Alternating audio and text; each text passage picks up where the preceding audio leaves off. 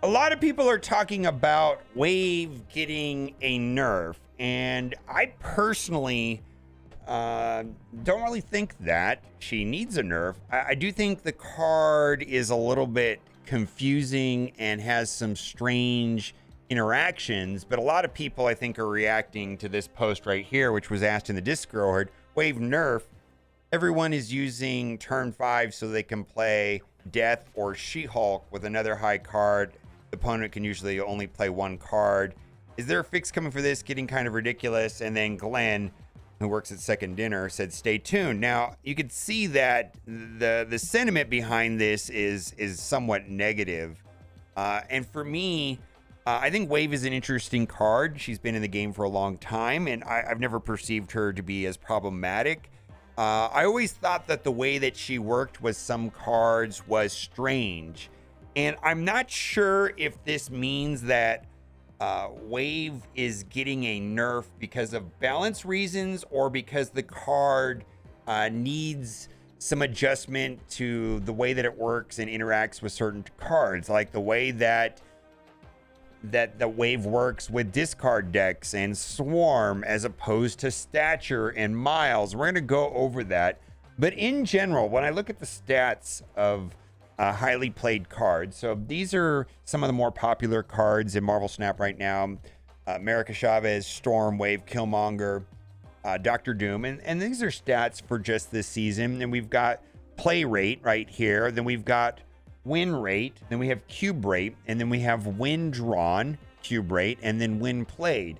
And so, like, I don't see myself like Wave as a problematic card. 53, 54, 56, 0.3, 0.4, 0.55 compared to like Doctor Doom, 56%, 0.4, 0.45, and then when played, Doctor Doom's got a 0.87. So I feel like Wave overall, other than having bizarre interactions, is in a reasonable place. And I also feel like Wave is played in different types of decks for different reasons. I mean, sometimes Wave is used as a mana acceleration, to put out a big card on an early turn, like in an Electro Ramp or Galactus deck. And then other people are using Wave as to kind of frustrate a big turn 6 play. So Wave on turn 5 can do that. And I think that has created a lot of different archetypes. I mean, there's Doom Wave and Death Wave. And typically the way those decks work is that Wave is played on turn 5. And that's the only card that's played. And usually there's Sunspot on the board, and Sunspot gets the 2 energy, and then on the last turn, they're able to play She-Hulk for 2, maybe Death for free, and then something else like Doom or Arrow or Shang-Chi or Enchantress, something else. And your opponent may only be able to play 1 card. So the developers talked a little bit more about this because there's some strange interactions that I want to go in, and King Spooky also on Discord was talking about Wave text that she changes all cards to cost 4 the next turn, but in reality, she changes them to cost 4 during the current term and until the end of next turn. Now, in most cases, this doesn't make a difference, but with some interactions, it does, namely with discard decks like Colleen Wing and Lady Sif that end up discarding a random card if they're revealed after Wave. Saw another post that Wave text is planning to be updated to be more clear.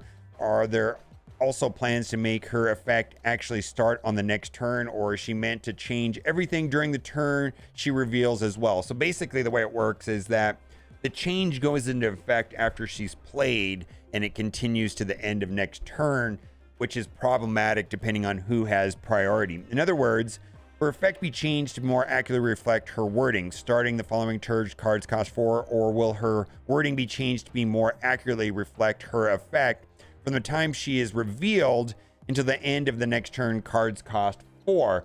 And then the same developer, Glenn, says we'll be changing her template to clarify her effect starts immediately. And I think that would be an appropriate change just so that we can know what's going on with the card. And then other questions came up, stature versus swarm regarding wave interaction. So if you've played the Black Bolt stature deck or the which typically runs Miles, wave does not that deck does not care about wave.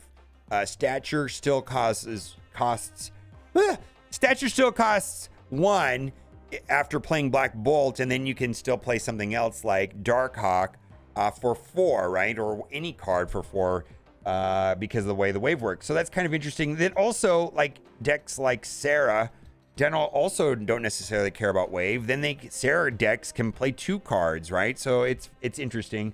Why is it that when wave is played on 5, she does not affect the cost of stature given stature's ability triggers, but wave affects the cost of swarm after you receive the duplicate swarm, which reads that it costs 0. Stature's cost reduction is passively applied based on whether or not a condition is true, as is waves, and they apply in different layers. Swarm is just a one-time change applied to the copy. We have a change related to this in the near future that'll make it more intuitive. And so hopefully we get to figure out what that is and how that works. I really hope they don't drastically change the card, because I do like wave. I mean, I'm not one of those people that, this card counters my deck and I lost to it, therefore it must be nerfed.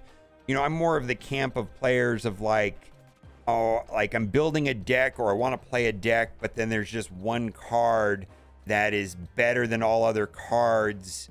And so I just play that card because, it'd be like if I wanted to build a Heimdall deck, and instead of putting Heimdall, America Chavez has 20 power, and it's just better to play America Chavez than Heimdall.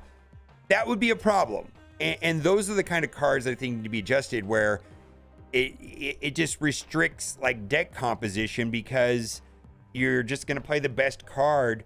And then we have a format, and I've been an advocate of this too, of just playing good cards. Then you just play the best cards, and then it doesn't even matter what the composition of the decks are. I mean, why play Blade in a discard deck if Sunspot is just better? Is the type of situations that I personally do not like. And then let's talk about Black Bolt and stature for a second. These two will never be better. I think that had to do with that situation I was talking about exactly. Shuri, Taskmaster, was just better. And there was no reason to play Black Bolt or stature because you could just get a lot more power out of playing, the Shuri decks. And everybody started running Shang-Chi, right, to counteract the Shuri decks. And so there really is no reason to play Black Bolt or stature when you could just get more, play Shuri and Taskmaster and win the game, right? This deck was never going to keep up with it. So the other thing too is Black Bolt and stature also don't care about Shang-Chi or Enchantress, and so that makes them a good option because of Shuri, Red Skull, Taskmaster. People were playing a lot of Shang-Chi, and this is kind of an effective counter to it. So before we move on, I just want to say that I do like these over-the-air updates, and I personally prefer that they make these little incremental changes and that they buff cards more than they nerf cards. I don't understand why we need to nerf so many cards when they could be buffing so many bad cards. So like today, I've largely been playing Venom. Haven't really found a deck to my liking when playing Venom, but at least it gives me an option. Drax, I don't know if it was enough. But the other day I lost to Orca, and it made me happy. It was like, wow, Orca actually saw play, and I lost to an Orca in his own lane, and it made me smile. I was like, that's why they need to buff more cards. This is an interesting topic. To the post saying, is the climb much harder this season? The reason Infinite can only meet Infinite. Since the season started, there's been a lot more posts about how hard it is to rank up the season to get Infinite. Also for players that also previously was Infinite. I believe the reason for this is because the change that Infinite can only meet Infinite last season was implemented halfway through the season, therefore it wasn't a problem since last season. But now it is in the game since the start of this season. It does so that there isn't an infinite amount of cubes anymore, since Infinite players can't lose their cubes to people below 100. I know bots donate, but I still believe my take stands as it minimal. what amount of cubes they donate. I might get downvoted for this, but I don't believe there's anything wrong with the MMR system. Yes, it can be improved, but the infinite now is a real infinite since it's impossible for an unlimited amount of people to get there. What do people think, or I'm just completely wrong? And then this was right here. As the discussion on the post has been evolving, I do see some great points that people simply just got better and the meta harder, and therefore some previous players might just have been pushed out. I think the point has something to say, but have given it too much credit. And I actually was going to agree with this post, you know, and say, wow, it's just harder to get to infinite. And I feel like there's two situations in life that have surprised me and where it's just a feeling. Like, for example, like when I used to live in California, people would go to Las Vegas, and they would, where I live now, and they would gamble, and I would say, well, did you make money? And they'd say, you know, I broke even. And nobody ever told me they lost money. Some people told me they won money. And then I said, well, did you write it down? And then nobody ever wrote it down. And it's like, well, how do you know if you really lost money or broke even or won money? And I don't know. The other thing too is that in other games, you can request to find out how much money you've spent on the game. And oftentimes people will request to the developers and say, how much money have I spent on the game? And then the number is double what they actually thought. And so feelings sometimes are very different than the actual facts. And I experienced this with this situation because I was going to say, wow, it is harder to climb this season. But I actually went and looked at the data. And 4 seasons ago, I got to infinite in almost 1,300 games. 3 seasons ago, I got there in 900 games. The last season before, I got there in 800 games. And this season, I got there in 621 games. So is this just a feeling, or are there actual numbers to back this up is my question. Is it actually harder? Now, what I do think is happening is kind of what they said towards the end here, is that I believe we have a more balanced meta than ever before, and that there are more decks that can be competitive, and people can play decks that they want. And it felt like in the seasons before, it was a little bit more lopsided. And to a small extent, it is a little bit lopsided right now with the Stature Black Bolt deck. But with the meta being more wide open, then it becomes down to skill more than just having the best deck and playing Shuri, Red Skull Taskmaster, you know, which I largely played a lot of that deck. But it's not about as much about deck composition anymore as it's more about, you know, snapping and retreating. And the game is largely about retreating. So I'm not really sure if it has anything to do with infinite can only meet infinite. But it's an interesting conversation for sure. I know for me, one of the reasons why I thought it was harder to climb this season, because even though I did in less games, I'm not playing as much per day. And then something also happened is I one day played on Twitch for maybe about an hour, as opposed to when I normally play on YouTube. And a lot of people said, wow, you're playing a lot better. And I didn't play very long. I played 17 games and I had a 76% win rate and I had 1.82 cubes. Maybe it's because I wasn't getting hit with stream stripers. I don't know.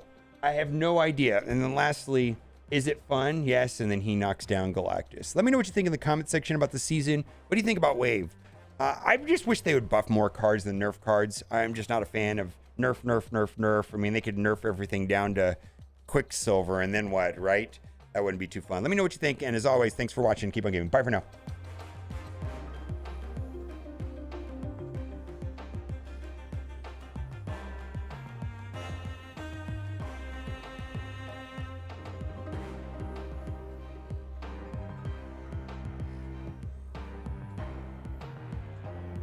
Ah.